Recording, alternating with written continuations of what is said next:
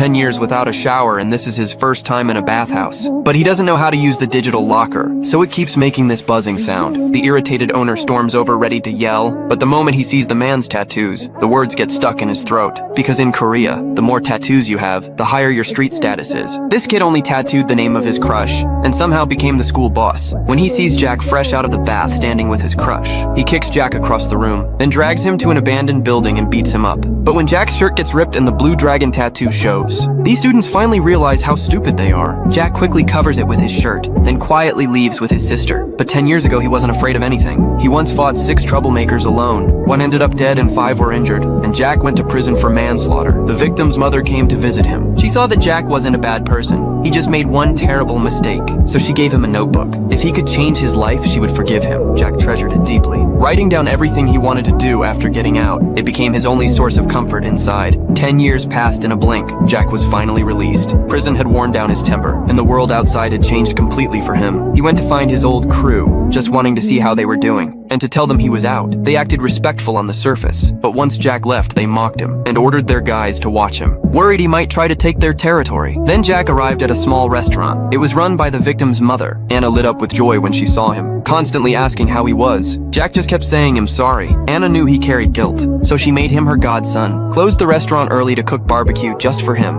and even fed him herself. His sister saw this and felt a bit jealous, because ever since her brother died, she hadn't seen her mom this happy. The next day, Jack went to the hospital to remove his tattoo. He used to rely on it to scare people. Now he wanted to start fresh, but the doctor told him, removing something this big costs a lot. Broken desperate, Jack found work at an auto shop, but because of his criminal record, the police checked in constantly. Worried he'd reoffend, the boss told them Jack worked hard, said he was a good kid. The change was unbelievable. That night, Jack used his first paycheck to buy Anna a nice pair of shoes, and bought his sister the camera she had always dreamed of. His transformation made Anna proud, and his sister finally accepted him. But just as life was starting to look good, someone had to ruin it. Local gangsters teamed up with a councilman to redevelop the town. The restaurants refused to move. The councilman said whoever solved this problem would get the new nightclub. Mark took the job immediately. The next day, he brought his guys to the restaurant and started smashing everything. Jack stood up to stop them. Mark strutted in ready to show off, but the moment he saw Jack, he froze and told everyone to stop. Turns out he used to be one of Jack's underlings and knew exactly how dangerous Jack was. But Jack simply told him to leave and never come back.